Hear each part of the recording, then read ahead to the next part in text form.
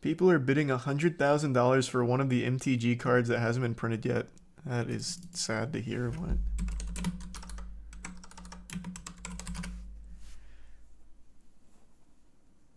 Are you talking about when the $100,000 of Magic the Gathering cards were dumped in a landfill? Because I don't see anybody bidding $100K on an unreleased card. I'm assuming you're talking about from the Lord of the Rings set that's coming up, right?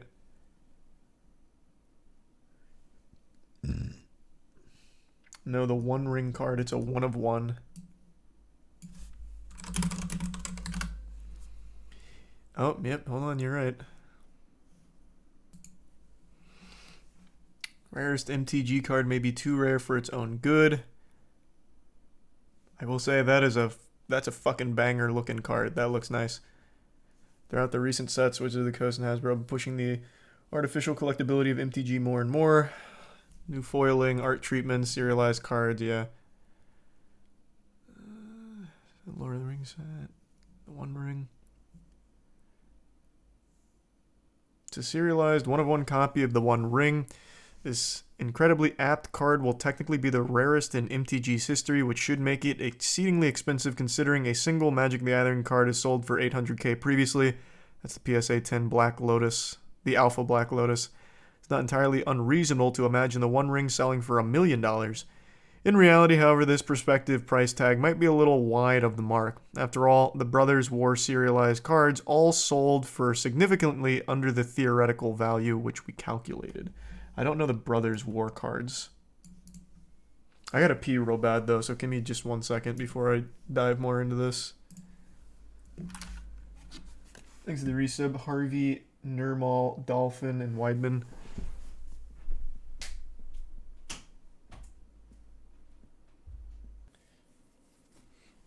Reddit user suggested the rather tame guess that the One Ring will be worth 10 to 20k easy. Yeah.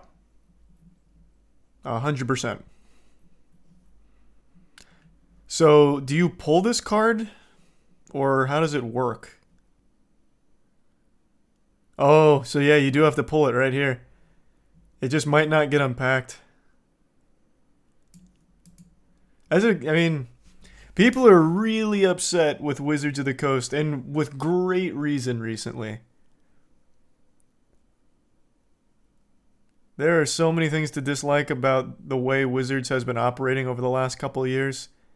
Maybe there's just not that kind of demand, especially for sets like these. People don't really like it that much. So maybe people just don't buy enough and it never gets fucking pulled.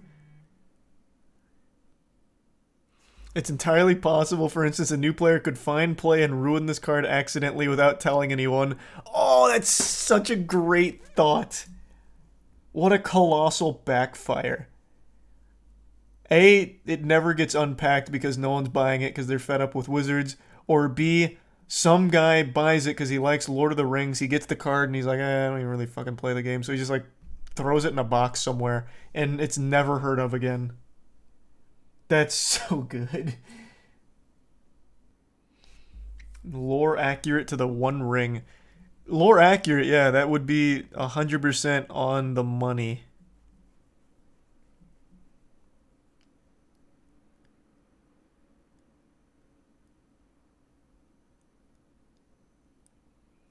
This would be the lamest shit ever if they just give the card to Post Malone. Which I wouldn't be surprised about. Like a little sponsored thing where he opens a box and he just magically pulls it. I wouldn't even put it past Wizards. This would be a pretty cool thing to do. If someone gets the One Ring and they just destroy it. Big fuck you to Wizards. Hey Rex. Thanks to the resub. MC, Supercell, and the Prime Yandel. The Brothers War is the most successful and best book Magic ever put out, so when that deck came out a few months ago, based on it, the cards were super high valued. Oh. Well, that's interesting. Yeah, I haven't really been keeping up with Magic cards recently because I've been very not happy with the direction Wizards of the Coast have been going. I think it is abhorrent. Not a fan.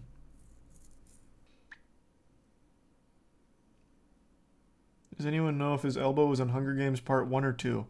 You absolute fucking swine. It wasn't my elbow, it was my whole arm. And it's in Hunger Games Mockingjay Part 1.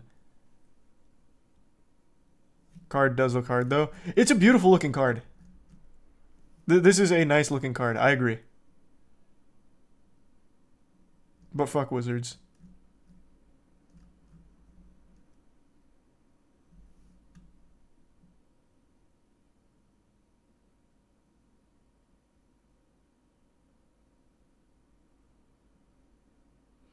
What if Konami does something like this with Yu-Gi-Oh?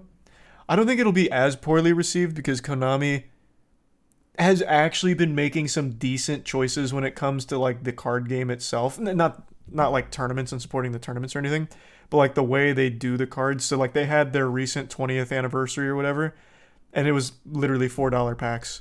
Whereas Magic celebrated its 30th anniversary and the packs were fucking $1,000. Right? Like at least Konami isn't gouging everyone.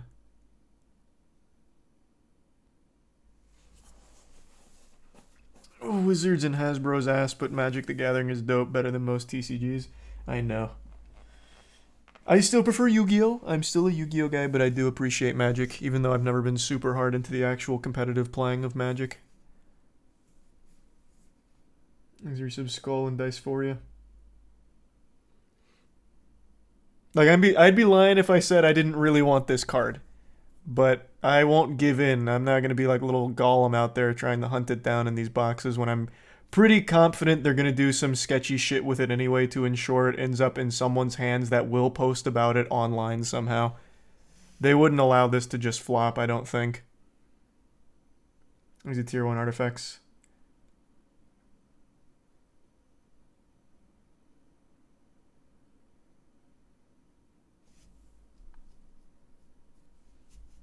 The resub Who's Matt? Do you care about the Ghost from the Past set they're making? Brother, I have all the Ghost Rares right there. I love Ghost Rares. And then there's been a couple that have come out since then. I have them. I still haven't done a room tour. I will at some point. I have a card store display case right here where I put all of my favorite cards on display. And just every card ever, really. For Yu-Gi-Oh! That is. Oh, and Magic the Gathering Masterpiece. What would you do with the card? It would go right in that case. Like I just put it right in there. I wouldn't really do anything with it. It'd just go in the case with all my other favorite cards. Godslap TCG win. Yeah, I don't know if Godslap would lend itself well to a TCG. I mean, that card should at least have its own plaque on a wall. Eh. Maybe. Maybe I get a little frame for it if I somehow pulled it, but I'm not even going to try. I'm not giving into that garbage. I don't really care about the other cards in the set. I like the Lord of the Rings movies, but I'm not like a huge Lord of the Rings fanatic. I also like most of the games, to be fair. I'm a Lord of the Rings fan, but not enough to support Wizards of the Coast right now. So they can hold my dick. I'm not exactly going to be going hog wild on it.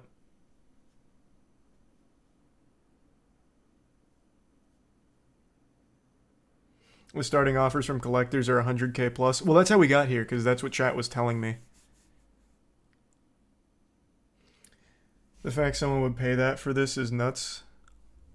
Yeah, I mean, it's no different than just paying for, like, a piece of art. That's kind of the same thing.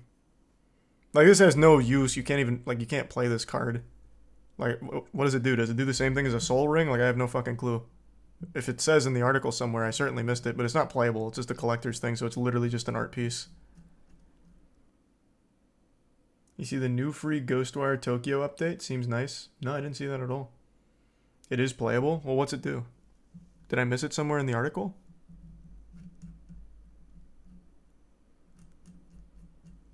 Because I don't know what the fuck this says. I can't read that. Oh, there's other normal printings of it. Oh, so it's not even like a true one of one. Well, I mean, this design is. But the card itself is already in the set.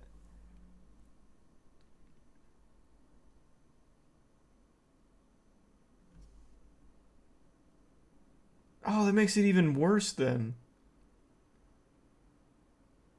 So it's just the alt art card. Oh, that's so stupid then. Wait, that just really took all the coolness out of it for me. And like, that's kind of stupid. That's pretty lame now.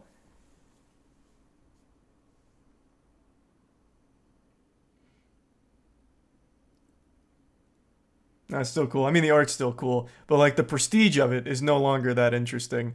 If there's already a normal version of it and this is just an alt art, it should have just been like an unplayable piece. I literally just did that with those $1,000 proxies for the 30th anniversary. I would have thought that that's what they would have done for this card, but if it has a normal printing, then this version would be playable. It just had the same effect.